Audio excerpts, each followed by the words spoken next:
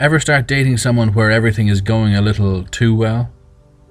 So you start worrying for no reason whatsoever. No one could be that perfect. And even if they were, then there's no way they would look twice at you.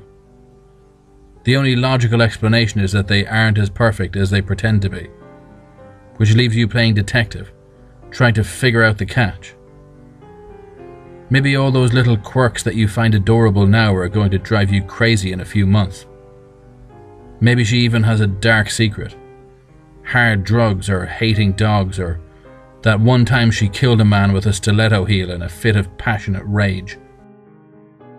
There's an easy solution if you want to find out who someone really is. Take a long-ass road trip with them. If you're still together by the end, then it was meant to be. My girlfriend, I'll call her Emily, not her real name, somehow thought it was a good idea to drive 1,000 miles together across the country after we've only been dating for 2 months. We're both pretty busy with work and don't get to spend much time together. So naturally being locked up in a prison cell on wheels for 2 days was going to be an improvement. First 100 miles? So far so good. Holding hands, singing to the radio together. Uncontrollable laughter when she found out I knew all the words to Skater Boy. Sue me, it's a catchy song. And if the road ended there and we turned around, we might have lived a long and happy life together. It was when we passed the Hitchhiker that everything began to fall apart. "Let's give him a ride," Emily said, squeezing my hand. "We'll be on this road forever anyway." "We don't even know where he's going," I told her. "He's probably just going to rob us and steal our car." Which is true of everyone you don't know, and most of them you do, as far as I'm concerned. His clean-pressed suit didn't reassure me either. That just meant he'd successfully robbed someone before me, which actually made him even more dangerous. The guy didn't even have a sign or anything. He was just sitting by the freeway ramp, spastically waving his thumb like he was guiding an airplane to land. It was my turn to drive, and I just sailed right past. Emily and I started bickering after that. She thought I wasn't compassionate, and I thought she was reckless. It took about 10 minutes before she finally dropped it, although it wasn't because she'd conceded.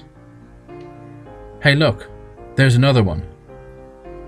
Sitting by the side of the road, waving his thumb like it was the end of the world.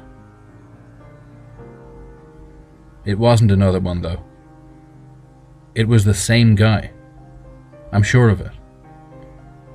Only this time, he looked like he'd been out there for a few days. His suit was streaked with dirt and his hair was greasy. There was a desperate strain on his face, like a proud man trying to conceal his embarrassment. It wasn't just my imagination either. Emily recognized him too. "How do you think he got here so fast?" she wondered. "I don't know and I don't care," I said. "This trip is supposed to be about us, so let's not get distracted." My car blew past him and I stayed the course. We started arguing again, and even when we agreed to drop it, the argument just slithered into new topics. She hated my music. I hated how judgmental she was. I was controlling. She was picking fights over nothing.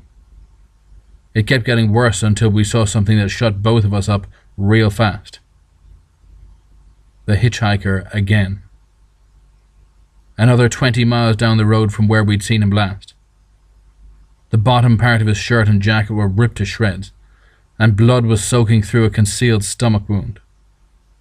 He was stumbling along the side of the road, weaving erratically, wandering straight onto the highway at times before pitching off to the side. Emily could not believe that I didn't stop. I couldn't believe she still wanted me to.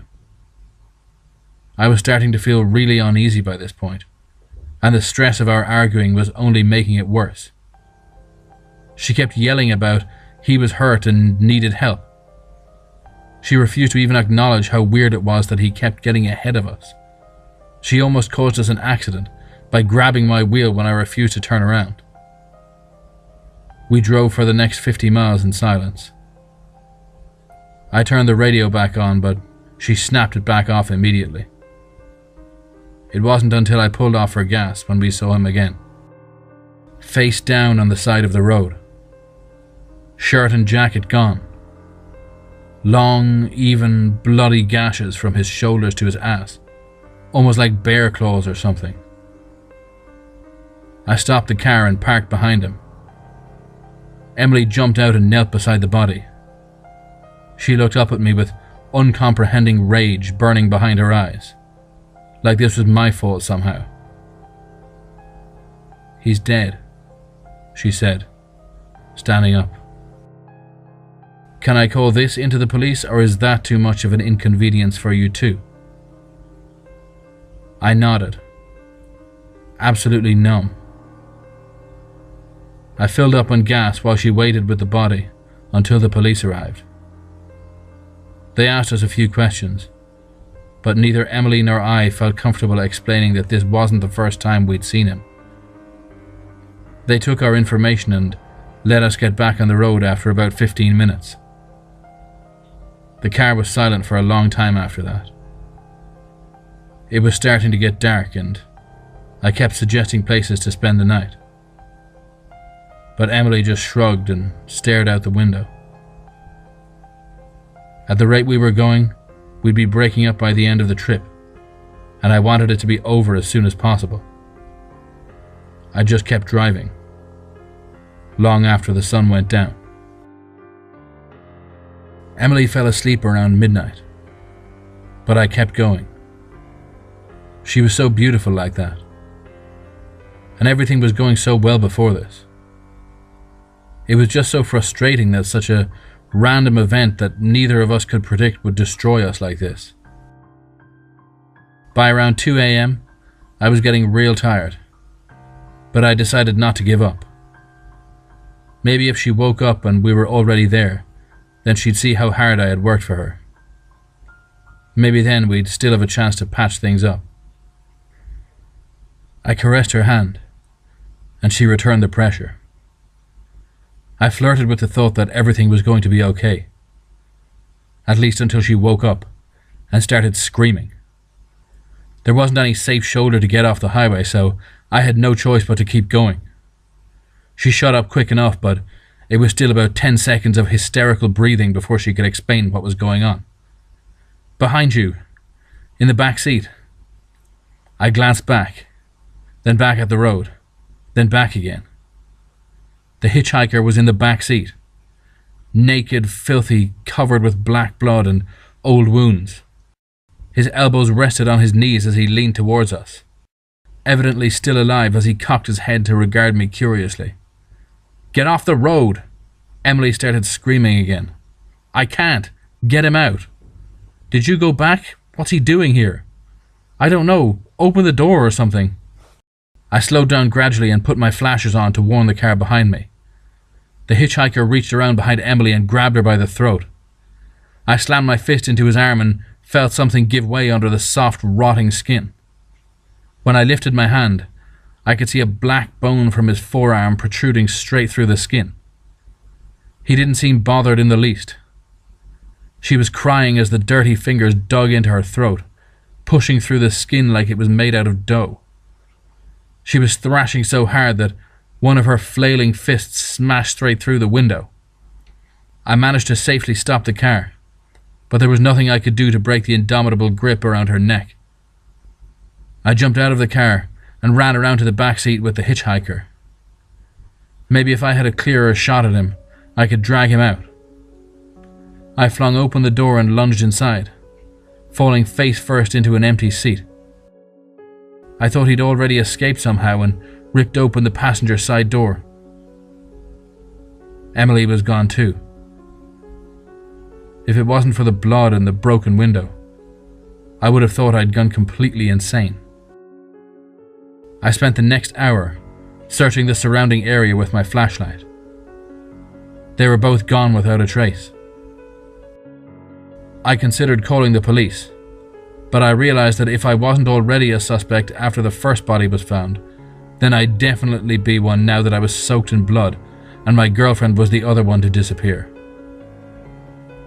All I could do was get back on the road, drive home and never tell another soul what happened. That was my plan. It wasn't good, but it's all I had. And I would have done it too, if I hadn't just passed Emily standing by the side of the road, clean, healthy, waving her thumb enthusiastically in the air. That was a few miles back, but I stopped to write this because I don't know what to do from here. If I see her again, do I pick her up? Or just keep driving and hope for the best?